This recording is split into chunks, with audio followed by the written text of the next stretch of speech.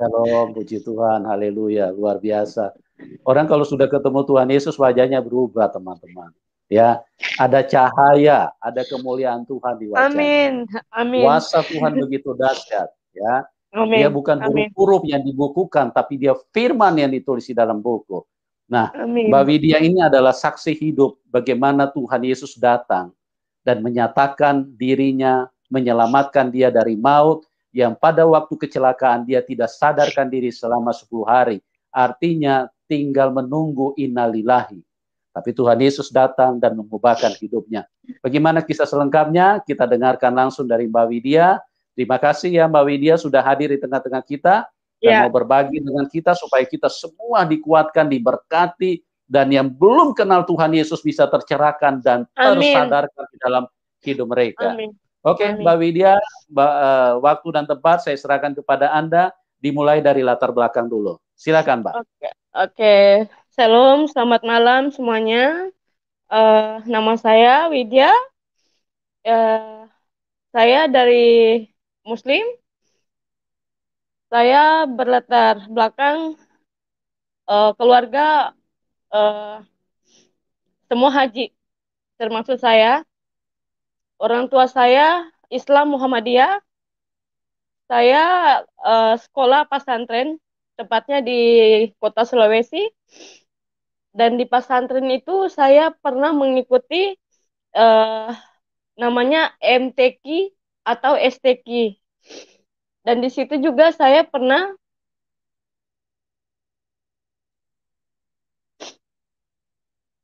selama Muslim saya sudah pernah menjalani yang namanya kalau khatam Al-Quran ya, khatam Al-Quran.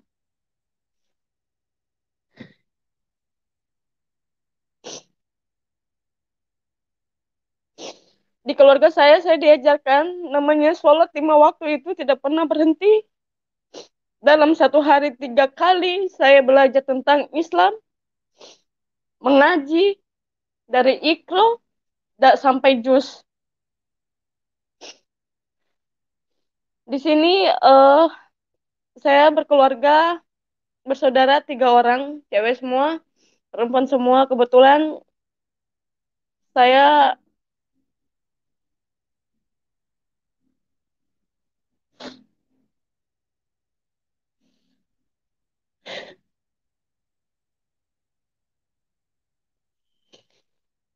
memilih Tuhan Yesus. Dari sempat saya kecelakaan, koma 10 hari, dan dirawat di rumah sakit di Jakarta. Di situ saya tidak tahu dan sempat kecewa di saat saya koma. Yang datang itu kenapa bukan Tuhan yang selama ini yang saya sembah? Saya heran di saat saya koma itu jidat saya ditepuk dengan kata, maukah engkau mengikut saya? Saya di situ terdiam, tidak menjawab apa-apa. Tapi setelah itu setelah bayangan itu datang, kenapa saya bisa bedakan? Kalau datang itu Tuhanku yang sebelumnya, itu tulisan Allah saya tahu. Tapi ini datang dengan tongkat yang 1 meter, itu Yesus salib ya, salib. Nah, tiba-tiba saudara saya video, dia ngerasa bercanda, dia bercandain saya, bilang, kamu kenapa? Kamu ngelihat apa? Kamu sadar nggak ngomong ini? Kata dia gitu. Itu di rumah sakit Susada ya. Diliatin gini. Saya sampai heran, sampai bingung, sampai diam, dan tidak berkata-kata apa-apa.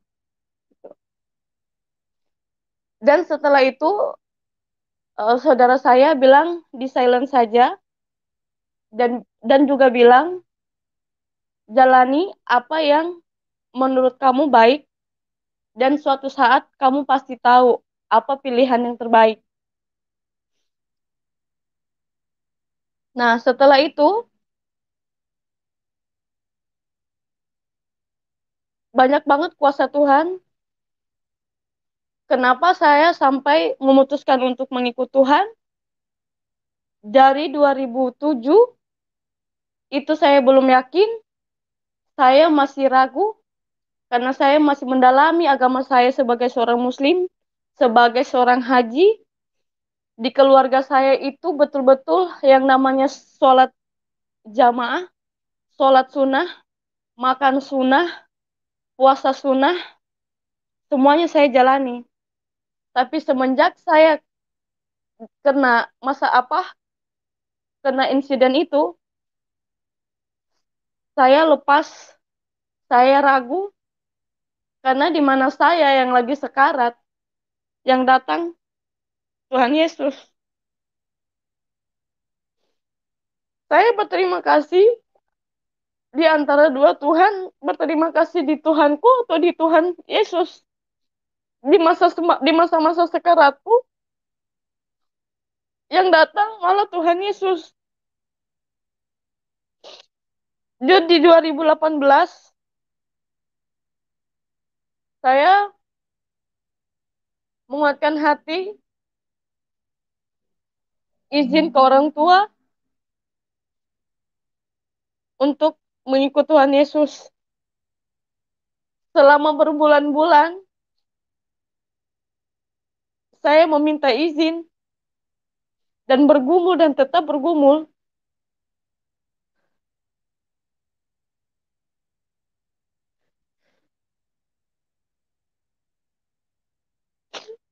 Tuhan luar biasa baik bekerja di dalam hidup saya.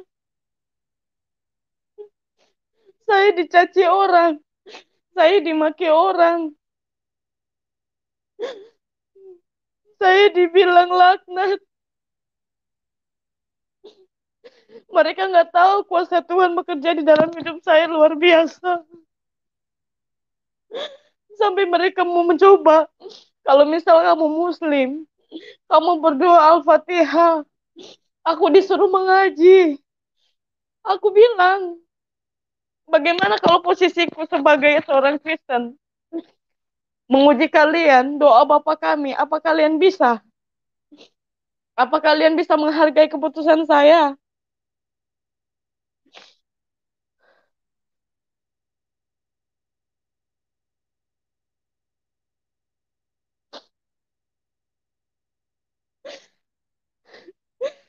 Tuhan luar biasa bekerja dalam hidup saya. Memang orang pikir ikut Tuhan Yesus itu mudah, gampang. Saya diuji. Papa saya meninggal, saya kena masalah. Usaha saya habis.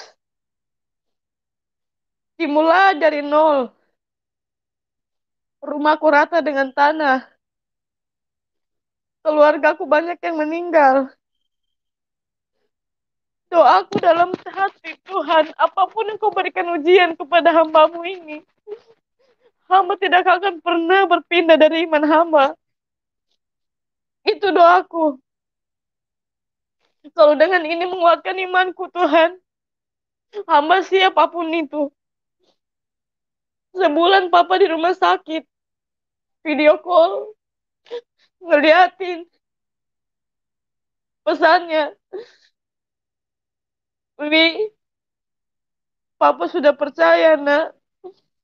Pilihanmu itu pasti sudah yang terbaik. Jangan pernah sia-siakan. Lakukan yang terbaik buat Tuhanmu yang sekarang. Kalau misal besok-besok papa sudah tidak ada, tetap beriman sama Tuhanmu. Begitu bijaknya orang tuaku. Karena memikul kayu salib itu tidak gampang loh. Papa sempat bilang gitu. Di saat itu banyak banget kesusahanku. Banyak banget cobaanku. Tapi tidak pernah sedikit pun di hatiku ini kecewa. Tidak pernah hatiku ini bilang, Tuhan, kenapa engkau seperti ini? Kenapa Tuhan uji aku seperti ini? Tidak pernah. Demi Tuhan, demi Tuhan. Semakin diuji, semakin kuat hatiku. Semakin diuji, semakin kuat hatiku.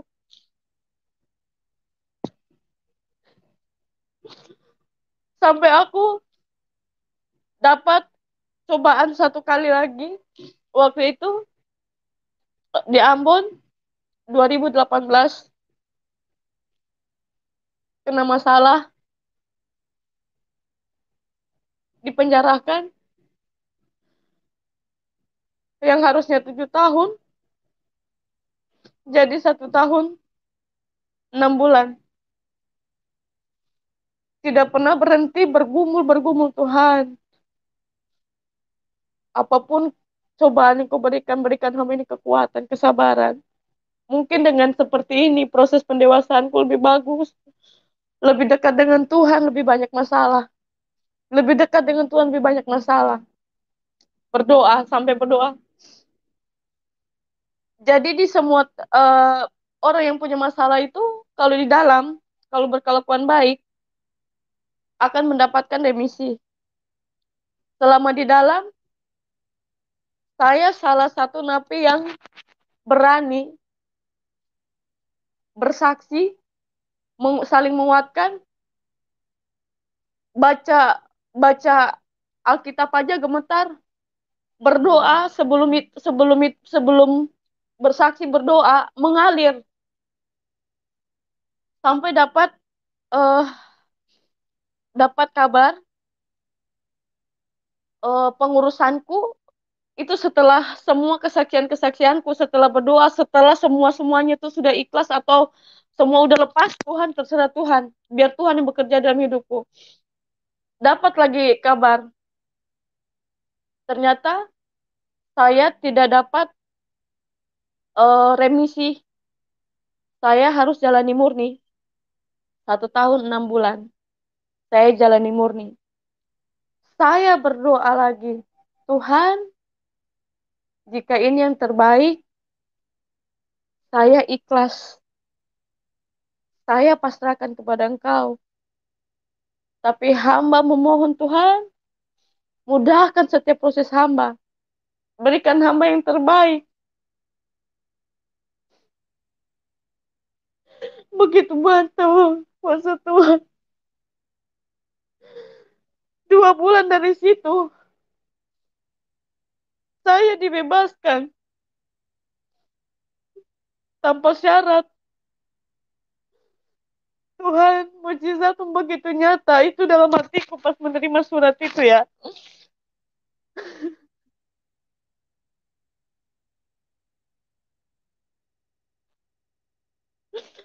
Saya dicaci, saya dimaki, saya terima. Sudah keluar, saya bersaksi di gereja. Walaupun tidak sempurna, saya bilang saya mohon maaf, saya baru mengenal Tuhan Yesus. Di saat ini pun saya gemetar. Saya tidak tahu kenapa, apa yang harus saya sampaikan. Saya sudah tidak bisa berkata-kata, tapi nyata pekerjaan Tuhan di dalam hidupku. Selama ini, hidupku seperti beban. Saya harus menutupi kesalahan saya dengan menutupi aurat saya. Itu bukan diri saya. Semenjak saya ikut Tuhan Yesus, saya menjadi diri saya. Tuhan tidak melihat luarku. Tuhan menerima segala kekuranganku. Di saat saya meminta, di saat saya menginginkan apapun itu, sampai saat ini terpenuhi. Saya dikeluarkan dari pekerjaan, mamaku sakit, kakakku juga. Saya berdoa, Tuhan, bisakah saya ingin melihat satu kali lagi mukjizat-Mu, Tuhan? Dan itu terbukti. Mamaku cuma satu kali saja pergi ke rumah sakit, diperiksa, dikatakan sembuh. Dan setelah itu, mama pulang. Dan lanjut lagi, bagaimana saya yakin mengikut Tuhan Yesus, suami saya. Itu yang semakin menguatkan saya. Suami saya orang Batak. Saya mengikut suami bukan karena saya saya mengikut Yesus bukan karena suami saya, karena memang sudah itu panggilan saya sejak lama. Di sana eh di depan mertua saya disuruh menghafal doa Bapa Kami dan pengakuan iman rasuli. Dalam 2 hari saya menghafal pengakuan iman rasuli dan doa Bapa Kami.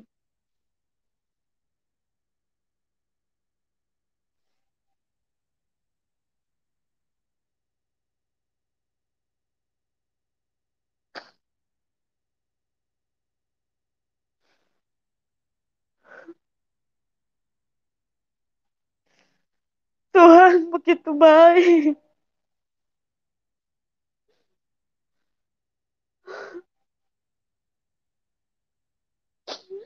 Saya tidak pernah ragu melepas hijab saya. Saya tidak pernah ragu meninggalkan keluarga saya. Saya hidup sendiri. Saya belajar sedikit demi sedikit lebih dekat dengan Tuhan. Hingga saat ini, diuji dalam bentuk apapun, saya tidak pernah menyerah. Tidak pernah sedikit pun hatiku kecewa. Sampai saya titip pesan sama mama. Ma, kalau besok atau lusa, saya pulang sudah dalam keadaan tidak bernyawa, tolong kebumikan saya secara agama saya. Dan mama bilang, ya.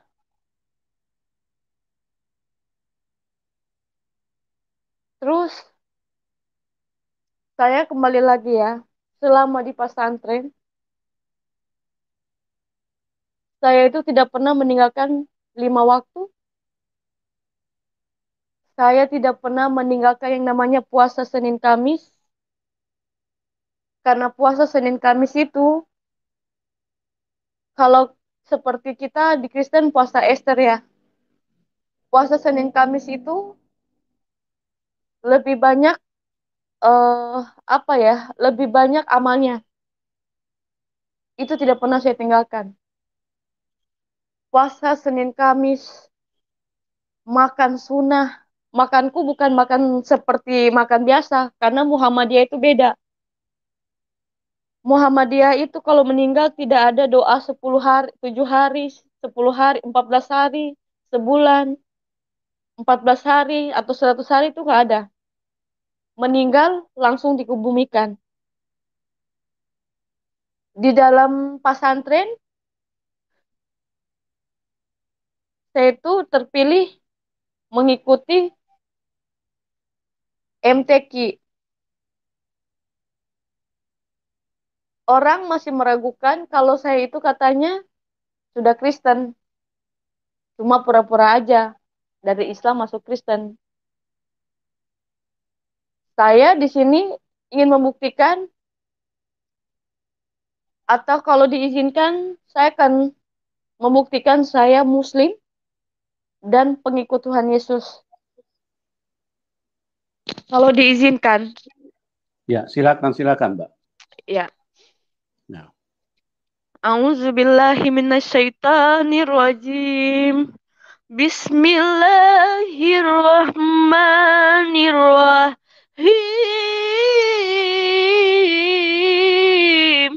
Maaf, suara saya seperti ini karena saya menghargai agama saya yang sekarang. A'udzubillahi minasyaitonirrajim. Bismillahirrahmanirrahim. Alhamdulillahi rabbil alamin. Ar-Rahmanir-Rahim. Malik yaumiddin. Iyyaka na'budu wa iyyaka nasta'in. Ihdinas siratal mustaqim. Siratal ladzina an'amta 'alaihim ghairil maghdubi 'alaihim waladdallin. Kalau surat Al-Fatihah, Bismillahirrahmanirrahim. Alhamdulillahirabbil alamin. Sekarang saya nggak bisa, bukan saya nggak mau buktikan kalau saya Islam, saya lebih menghargai agama saya saat ini.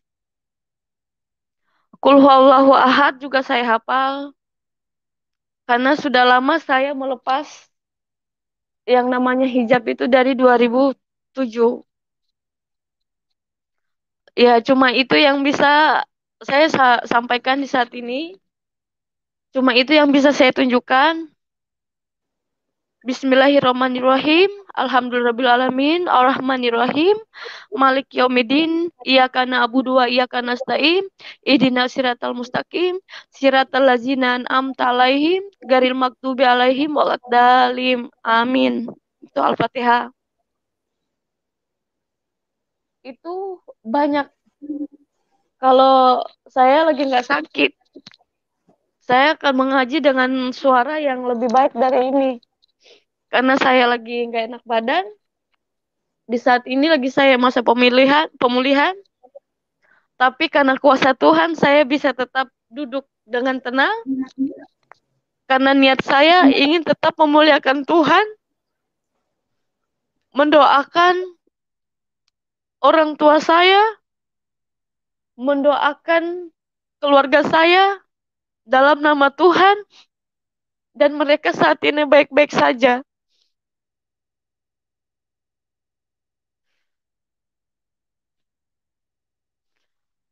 Saya sempat tidak diakui di keluarga, tapi dengan kuasa Tuhan, Tuhan memberikan kebijaksanaan buat orang tua saya, mengizinkan saya dibaptis.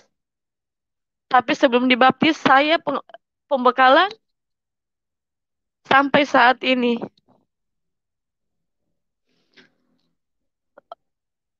Apa, Pak? Halo? Ya, halo, ya. Gimana Mbak Widya?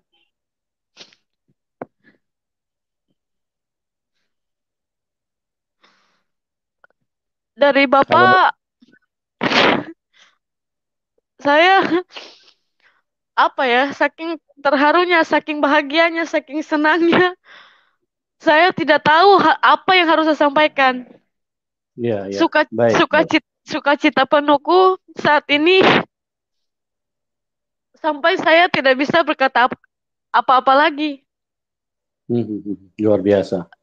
Ya, Ya, mungkin gini Mbak Widya, jadi bisa diceritakan sedikit peristiwa kecelakaan yang dialami pada waktu itu iya, oh iya, di saat mana Tuhan Yesus iya, datang, ya bisa oke, oke, diceritakan ya oke, bagaimana oke. kejadian kecelakaannya, silakan. Iya, ini sudah maaf, eh saking senangnya ya.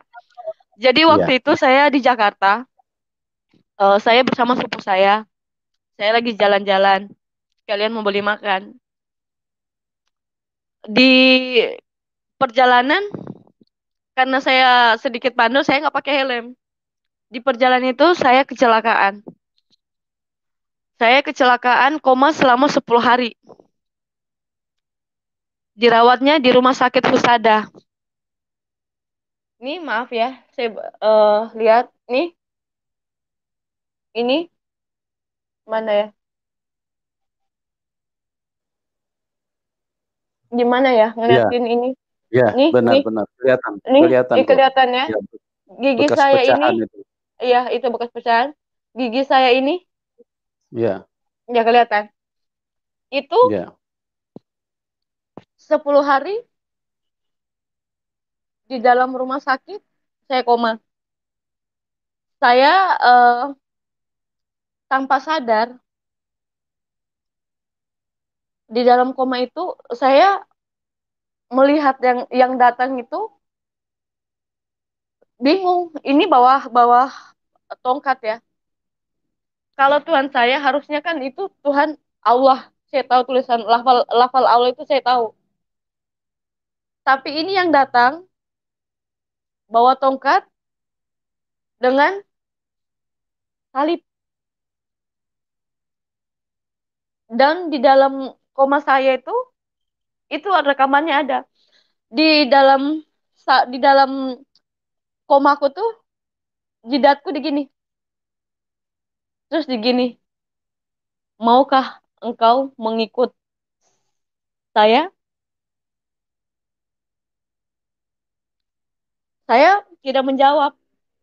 Tapi pas setelah bayangan itu pergi dengan kayu salib itu, saya panggil, Tuhan Yesus, Tuhan Yesus, Tuhan Yesus. Dan itu, kenapa saya percaya? Karena itu ada video. Itu direkam sama sepupu saya yang jaga saya waktu saya koma. Pas saya sadar, saya kaget ditunjukkan video ini. Sepupu saya bilang gini, Wi, kamu sadar nggak ngomong apa seperti ini? Coba lihat. Saya terdiam, saya bingung, kok bisa? Dari situ saya sudah mulai goyah. Dari situ saya lepas hijab saya. Saya dulu bercadar. Saya lepas pelan-pelan. Saya jauh dari keluarga saya. Memperdalam setiap hari Minggu saya ikut seminar atau apa kegiatan kebaktian apa tuh saya ikut. Saya pelajari, saya lihat, saya lihat, saya lihat, saya lihat sampai ternyata damai. Ternyata damai. Saya tidak perlu menjadi orang yang munafik. Saya tidak perlu menjadi orang yang harus bilang apa ya, menutupi kesalahan saya dengan menutupi aurat saya. Saya tidak perlu lagi di luar harus seperti berhijab. Terus sebenarnya tindakanku itu tidak sesuai dengan pakaianku. Dan di situ saudaraku yang rekam titip pesan, Wi, kalau itu memang yang terbaik, kalau apa yang ada di penglihatanmu itu, suatu saat kamu tahu jawabannya. Dan jawabannya itu saya temukan di 2018. Saya terpanggil, saya saya mengikut Tuhan Yesus, saya sudah dibaptis, dan sampai sekarang. Mbak Widya, Ya, mungkin bisa diceritakan bagaimana sampai bisa terpanggil. Jadi pada saat itu ketemu dengan seseorang, iya, kemudian ini. Jadi biar apa? Biar iya, ceritanya bisa jadi lengkap ya. iya, Silakan. iya. Oke. Jadi, kenapa saya ikut Tuhan Yesus? Kemarin saya di Jayapura. Di Jayapura saya ada pekerjaan. Ketemu dengan suami di sana. Itu belum jadi suami ya, masih pacaran. 2 minggu kenalan, saya dibawa ke orang tuanya. Kebetulan orang tuanya itu di Wamena. Dari Jayapura, dari Sentani ke Wamena itu 45 menit naik pesawat. Saya sampai di, setelah saya sampai di Wamena, saya pikir ya saya cuma jalan-jalan, diperkenalkan. Mana ada lah cowok zaman sekarang mau serius dan bawa ke orang tuanya, saya pikir seperti itu. Dan ternyata pikiran saya salah. Diperkenalkan dengan keluarga dari suami saya. Selama di sana, pas seminggu di sana, mert- um, mertua saya nanya, selama ini Roy ini tidak pernah bawa perempuan ke rumah ini. Apalagi ini rumah orang tua, bukan rumah sendiri, bukan rumahnya sendiri. Dibawalah ke rumahnya. Oh, terus apa kamu hamil? Mertua tanya seperti itu. Saya bilang, tidak. Saya sama Roy berteman. Saya pengen jalan-jalan. Oke, udah clear.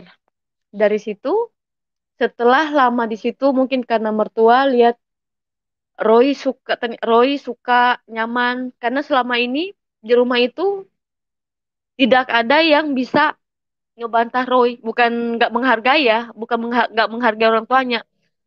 Dia itu anak terakhir, dia itu manja, semua apa yang dibilang sama dia harus. Tapi yang bisa mengendalikan itu saya. Apa yang saya bilang dia turutin. Nah, karena itu jadi mertua saya ini respect. 2 minggu kemudian ditanya, eh Me itu artinya adik atau nak atau inang. Me, apa kamu serius sama Roy? Maksudnya bagaimana? Apakah kamu siap ikut Roy? Saya berpikir bisa dikasih saya waktu untuk seminggu karena saya harus izin dengan orang tua saya. Nah, selama 1 minggu, 2 minggu, 3 minggu, 4 minggu, saya berpikir, saya bergumul. Saya bergumulku bukan lagi secara Islam ya. Bergumulku itu ngomong aja, ngomong.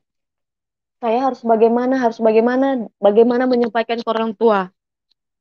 Saya memberanikan diri setelah 3 bulan. Saya izin ke orang tua. Kepada pertama, mama. Karena kalau di kita di keluarga, mama itu yang nomor satu. Saya izin ke mama dulu. Ma, Assalamualaikum. Mama jawab, Waalaikumsalam warahmatullahi wabarakatuh. Tumben telepon. Iya, Ma. Ini kebetulan saya lagi di Wamena. Saya lagi di rumah calon suami saya atau calon menantu Mama. Tapi, ada tapinya. Tapi calon menantu Mama ini tidak seiman dengan kita. Karena itu saya minta izin dengan Mama, minta restu Mama, minta restu Papa, minta restu keluarga, kakak pertama, kakak kedua, saya mohon restu. Handphone langsung dimatikan. Bergumul lagi. Saya telepon lagi, handphone dimatikan. Saya telepon lagi, handphone dimatikan. Di SMS. Anggap saja papa, mama, keluarga sudah tidak ada. Dibilang seperti itu. Berdoa lagi. Mertua bilang, bawa dalam doa. Berdoa lagi. Tuhan, jika kehendakmu itu yang terjadi, saya siap. Tapi mudahkan Tuhan, apapun yang jadi bebanku saat ini. Apapun yang jadi permintaanku Tuhan, mudahkan. Mungkin ada yang gak percaya. Saya telepon mama pas saya pulang ibadah. Saya telepon mama. Assalamualaikum Bu Haji. Eh, Kalau mama jawabnya Waalaikumsalam warahmatullahi wabarakatuh, anakku. Ibu Haji juga. Nah, gitu kan? Sudah. Ma, ini nih yang terakhir saya izin sama mama, saya minta restu mama, saya mohon sekali ma, saya tahu apa yang terbaik buat saya. Saya sudah yakin dengan pilihan saya. Mama panggil papa, panggil saudara-saudara yang lain. Ah, mama nggak sanggup ngomong. Yang ngomong itu saudaraku yang nomor dua. Wi, kamu sudah besar, kamu sudah dewasa. Apapun pilihanmu sekarang, itu pasti yang terbaik. Papa tahu itu, mama tahu itu, saya juga tahu itu, kakak-kakakmu ini tahu. Kamu tidak mungkin salah pilih. Sudah. Mama sama papa sudah ikhlas. Mama sudah kasih izin, mama sudah kasih restu. Ini telepon ini sambil didengarin mertua karena tidak mau nanti ada apa-apa pas setelah menikah. Kok anak saya menikah tanpa seizin orang tua? Nah, diizinkan. Setelah diizinkan itu, saya mulai pembekalan, saya mulai belajar pengakuan iman rasuli, doa Bapa kami. Dan itu belajarnya sama pendeta di gereja setiap hari dan setiap sore. Setelah itu, eh setelah sudah siap, saya dibaptis dari nama Widya ke Melani Sihombing, ikut marga mertua perempuan. Dari situ setelah baptis, karena orang Batak, saya ini orang Sulawesi, saya harus lepas marga saya.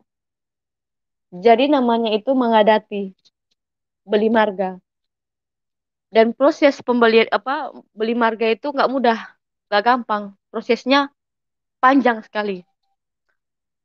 Dan setelah singkatnya setelah itu menikah, saya dibawa ke tempat suami saya tugas. Sampai di sana dengan semangat saya di kalau di orang tahu Wamena atau Elelim itu dari Wamena 12 jam, bisa sampai 13 jam. Dan sampai di sana kota terpencil, lampu juga masih belum ada, sinyal juga nggak begitu bagus. Gerejanya itu dua kali, jam 6 sama jam 9 sampai jam 10, jam 6 sampai jam 7. Kloter kedua itu jam 9 sampai jam 10. Saya malu dengan suami saya sebenarnya. Dengan semangat saya jalan ke gereja, mana gerejanya kok nggak nyampe-nyampe gitu kan. Jalan sampai di gereja, saya ditanya sama salah satu teman gereja. Nanya begini, baru ya di sini? Saya bilang, iya, saya orang baru di sini. Saya ingin bersaksi kalau nanti ada waktu dan kesempatan, saya pengen sharing dengan pendeta. Dan diizinkan, tapi di minggu berikutnya. Di situ saya bersaksi, saya berdoa, saya bersaksi. Saya tidak tahu saya ngomong apa, tapi Roh Kudus itu melancarkan omongan saya kan. Semua menangis, semua terharu, semua tertawa, semua tepuk tangan. Saya seorang haji, seorang anak pesantren yang dibesarkan di pesantren. Orang tua saya juga basicnya semua orang haji, orang yang namanya sama agama itu benar-benar wah. Tapi Tuhan punya rencana lain dalam hidup saya. Tuhan bisa membolak-balikan itu. Tidak memandang siapa. Mau saya haji kah? Mau saya siapakah? Tuhan pakai cara Tuhan mengubah saya. Dan sampai saat ini, saya tidak pernah berhenti mengucap syukur. Tidak pernah saya mengeluh. Sampai di titik terakhir kemarin usaha saya. Saya bilang, Tuhan, jangankan usaha saya sudah siap mengikut Engkau, mati atas nama Tuhan Yesus. Papen? Ya, Mbak Halo? Widya. Ya, ya. Ya, Ya, jadi mungkin bisa ditambahkan setelah di Waimena waktu itu kan sama suami. ya. Nah, suami punya kegiatan ibadah bagaimana? Terus bagaimana yang dialami selanjutnya gitu? Suami kurang, tidak pernah ke gereja. Hmm, Saya yang mengajarkan dia. Saya yang mengingatkan dia. hmm, Alkitab ini sebelum saya sudah, ini udah hampir 3 kali ya. hmm. Tapi saya bacanya bukan dari perjanjian lama ke perjanjian baru. Bukan dari perjanjian baru perjanjian lama. Dari perjanjian lama baru ke perjanjian baru. Ya, Saya ini bacanya udah 3 kali habis ya. Ini sealkitab ya, ini puji dari Tuhan. perjanjian baru perjanjian lama ini sudah Hmm, ini sudah mau bisa hampir selesai. Dan saya hmm, bacanya sudah sampai di sini saat ini. ya, Ya, saya bilang sama suami, harusnya kamu malu. Saya yang dari sana dekat Tuhan itu luar biasa loh. Coba belajar, dekatkan dirimu dengan Tuhan. Tuhan itu bekerja luar biasa banget dalam hidupku loh, Roy. Saya bilang gitu ke dia. Tidak didengar. Tidak. Terus mertua saya juga bilang, Inang, jadi kalau orang Batak itu Inang itu anak dan kalau saya juga panggil Inang ke mertua saya itu artinya mama. Jadi juga saya bilang Inang, mertua saya bilang Inang, Inang titip Roy sama Inang karena Inang percaya Inang bisa. Itu mertua saya ngomong seperti itu. Dan saya balas ke Inang saya. Saya akan berusaha menjadi yang terbaik untuk suami saya. Sampai sampai saya lelah, dia sampai bukan bukan lelah, bukan lelah bilang untuk mengajak dia, bukan. Sampai saya lelah pun dia cuma bilang, "Mm-mm, mm-mm, mm-mm." Saya bilang saya malu. Kamu yang harusnya malu, tapi ini saat ini saya yang malu. Saya loh yang ngajarin kamu, bukan kamu yang ngajarin saya. Setiap hari, terus saya setiap minggu ke gereja sampai orang di Elelim itu, saya di sini bukan semua agama mengajarkan kita baik. Cuma di saat ini saya merasa lebih nyaman, lebih damai, lebih tenang. Saya berdoa malam ini, besok saya dapat. Puji Tuhan, saya dapat. Saya minta ini, saya minta itu, Tuhan cukupkan.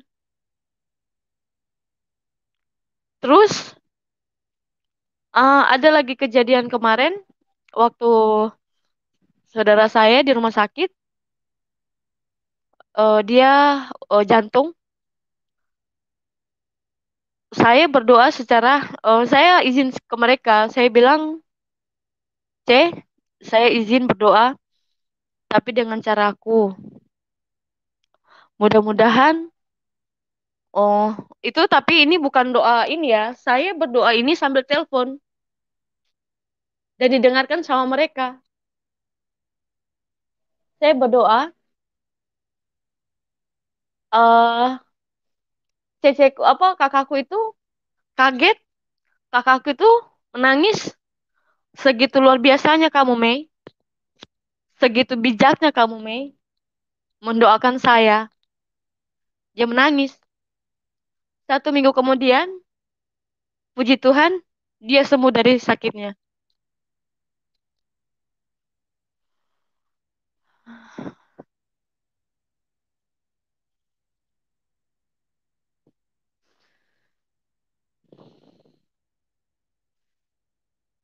Sekali lagi saya bilang, jangan pernah berhenti bersyukur. Jangan pernah bosan untuk tetap berdoa. Jangan pernah merasa Tuhan itu tidak pernah menolong kita. Mungkin belum saat ini, tapi nanti pasti ada. Papen. Iya, iya Mbak Widya. Ya, teman-teman, Mbak Widya ini mengalami kuasa Roh Kudus yang luar biasa sehingga di dalam setiap pergerakan atau di dalam setiap kata-kata yang diucapkan, di situ ada sentuhan Roh Kudus ya. Makanya dari tadi dari awal Mbak Widya ini terus mengeluarkan air mata. Itu bukan air mata kesusahan tapi air mata sukacita, Sukacita. di mana Tuhan Yesus itu Tuhan yang benar. Tuhan yang dialami, yang dirasakan. Jadi dia bukan huruf-huruf yang dibukukan, yang ditulis dalam buku, tapi dia firman yang ditulis di dalam buku. Inilah yang terjadi ya. Kalau dipikir Mbak Widya ini seorang yang apa? Orang yang sangat fanatik. Bahkan Ya, Mbak Widya ini juga seorang haji ya. Seorang haji, bahkan pernah pergi umroh juga. ya, Dan Tuhan Yesus bekerja di dalam kehidupannya. Lawatan Tuhan, jamahan Tuhan di tahun 2007 pada saat Mbak Widya terkapar di rumah sakit, kuasa Tuhan Yesus sangat sempurna. ya, Dia dijamah Tuhan secara luar biasa, ya. Dan beliau sebetulnya masih banyak hal yang beliau ingin bagikan, cuman karena ya, kuasa Roh Kudus yang membuat dia akhirnya eh, istilahnya berbicara terhenti-terhenti ya. ya. Tapi itu adalah inti daripada kesaksiannya betapa luar biasa kuasa Tuhan Yesus. Oke, Mbak Widya mungkin bisa diceritakan sedikit tentang kehidupan bersama suami, terus mungkin bisa diperjelas apakah Mbak Widya itu ikut Tuhan Yesus itu karena dipengaruhi dengan perkawinan apa bagaimana, Mbak Widya? Coba diperjelas lagi. Kan Oh, memang iya, 2007 Mbak Widya kan sudah dijamah Tuhan Yesus, cuman belum iya. mengikut Belum Tuhan. terpanggil, Ya, iya, belum. ya, silakan dijelaskan. Iya, iya. Jadi 2007 itu memang sudah terpanggil cuma belum peka. 2018 itu pas merit itu nikah memang sama suami itu bukan karena suami Kristen. Kalau karena suami, karena kalau cuma karena suami saya ikut Tuhan Yesus dan sekarang saya sudah tidak sama suami. Kemarin saya sudah dijanjikan kalau saya kembali, saya akan dikasih hadiah yang bagus dari keluarga saya, yaitu hadiah haji lagi, tapi bukan haji umroh ya. Itu itu dibujuk ya. Saya mengikut Tuhan Yesus bukan karena status suami saya Kristen. Saya mengikut Tuhan Yesus sampai saat ini, walaupun saya sudah disakiti, saya sudah tidak sama-sama suami lagi, saya tetap ikut Tuhan Yesus. Karena saya yakin Tuhan Yesus itu juru selamat saya. Dan saya sudah melihat banyak hal. Bukan, jadi tidak bisa saya gambarkan dengan kata-kata ya. Saya sudah banyak melihat mujizat Tuhan. Makanya walaupun saya diuji dengan seperti apa, walaupun saya sudah tidak dengan suami, walaupun saya sudah dibujuk rayu untuk kembali lagi, saya tidak mau. Saya memilih susah saat ini. Saya tidak butuh itu karena apa? Perjanjian saya antara Tuhan, bukan antara manusia. Saya berkomitmen dengan pilihan saya. Saya sudah siap mati dalam nama Tuhan. Apapun itu, saya sudah siap, Pak. Ya, luar biasa ya. Ya. Oke, terus saat ini dengan keluarga komunikasi bagaimana, Mbak Widya? Komunikasi, alhamdulillah, Mama bilang ya lancar. Jadi gini ya, saya juga cerita sedikit ya. Mama tuh, jadi waktu saya pulang, Mama tanya gini, eh Wi, terus nanti kalau mau ibadah, kamu ibadah di mana? Secara kan kita di sini kan Muslim semua. Kamu ibadahnya bagaimana kan? Nah saya bilang kalau kita ibadah di rumah itu namanya kebaktian atau apa kita mengucap syukur di itu kita di rumah. Kalau ibadah itu hari Minggu di gereja, bukan di rumah. Jadi kalau misal saya mau ibadah, saya ke gereja. Saya nggak mungkin ibadah di sini. Mama masih komunikasi sampai saat ini. Dan Mama juga Ya. bilang, jangan pernah lepaskan apa keyakinanmu sekarang. Jalani dengan baik dan tekun. Hmm, Itu pesan Mama. baik. Terus kalau dari keluarga siapa aja yang menentang waktu Mbak Widya mengikut Tuhan Yesus, memutuskan untuk jadi pengikut Tuhan Yesus? Keluarga besar. Ya, keluarga besar siapa aja yang menentang? Terus dalam bentuk apa tekanannya? Tekanan dari Saya mereka. eh, sudah sudah tidak dianggap keluarga, sudah dianggap mati, dan sudah diusir dari keluarga. Hmm, Heeh. ya, ya. Jadi saat itu ya saya pilih pergi. Saya pilih untuk tidak stay. Jadi saya pilih pergi. Gitu. Hmm. Ya, inilah teman-teman ya, satu sisi Tuhan Yesus berkata mengikut Tuhan harus pikul salib, dan ini dialami oleh Mbak Widya. Tapi di sisi lain kita harus mengerti bahwa meninggalkan Islam itu tidak mudah, karena tekanannya sangat berat ya. Jadi teman-teman, jangan kita hanya sekedar bersuara kalau Islam itu rahmatan lil alamin. Memang betul, itu kalau menurut mulut yang berbicara, kalau menurut pribadi. Tapi pada kenyataannya, kalau seseorang meninggalkan Islam, itu sangat tidak mudah. Mbak Widya ini mengalami sendiri, ya. Bahkan dia sampai harus pergi meninggalkan karena tidak dianggap keluarga, sudah Iya, dianggap mati, dan lain-lain sebagainya. iya, Inilah kenyataannya ya. Jadi kalau ada yang masih bersuara bahwa Islam adalah rahmatan lil alamin, mungkin coba dikaji kembali.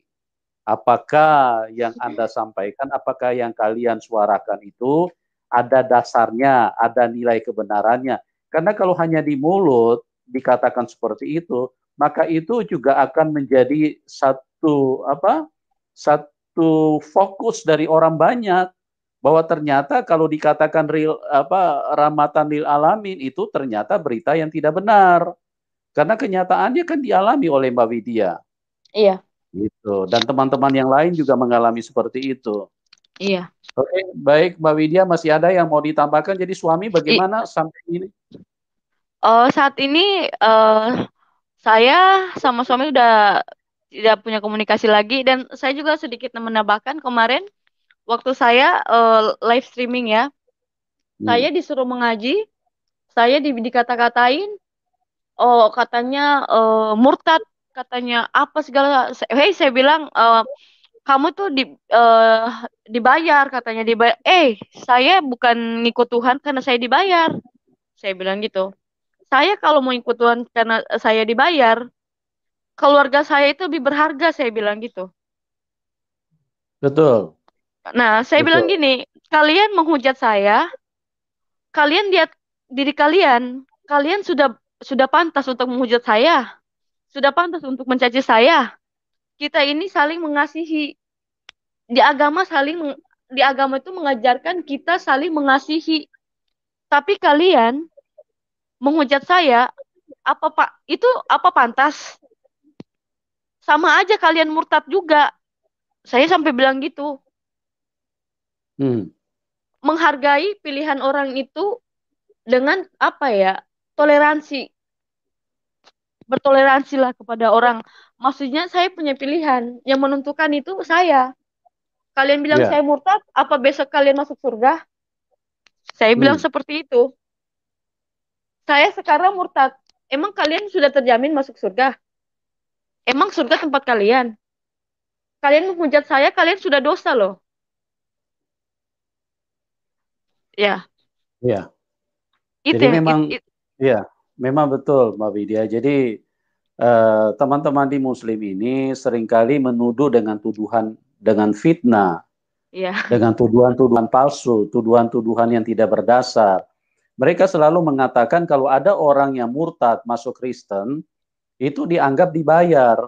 Padahal iya, pada kenyataannya, tidak. ya, justru itu yang terbalik. Banyak orang yang diajak mualaf justru karena dibayar, gitu loh. Ya, Itu bukan rahasia umum bagaimana di kantor-kantor kalau mau pangkat naik, kalau mau jabatan naik, terus mau jadi orang penting, itu yang penting bisa bisa ikut Islam.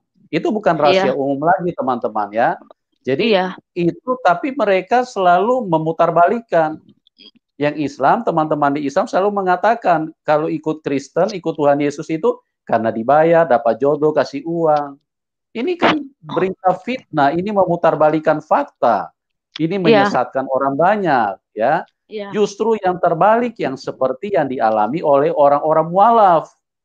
iya, Mereka itu mendapatkan hal-hal yang mereka inginkan, mendapatkan iya, kedagingan, ya. iya, Jadi itulah yang membuat mereka meninggalkan Tuhan Yesus, tapi memang mereka istilahnya Kristen KTP, Kristen yang tidak iya, mengenal Tuhan.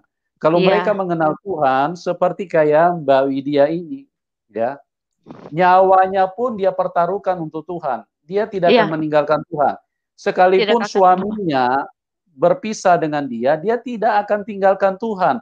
Karena Iya, kuasa Tuhan itu kalau sudah menjamah seseorang, biar nenek moyang setan dari manapun yang datang mempengaruhi itu tidak akan terpengaruh, teman-teman. Ya, inilah luar biasanya kuasa Tuhan Yesus yang bekerja. Kita lihat dari tadi kuasa Roh Kudus bekerja sehingga Mbak Widya mengalami sukacita yang luar biasa. Ya, dia nangis bukan karena sedih loh, tapi sukacita damai yang tidak sukacita. bisa dibayar dengan apapun. Itu yang hadir di dalam kehidupannya. Makanya inilah yang menguatkan sekalipun mungkin di satu dua bagian ada yang terlompat, tapi saya percaya kesaksiannya sangat luar biasa, sangat memberkati kita semua. Oke teman-teman, kita akan segera masuk di dalam ruang diskusi.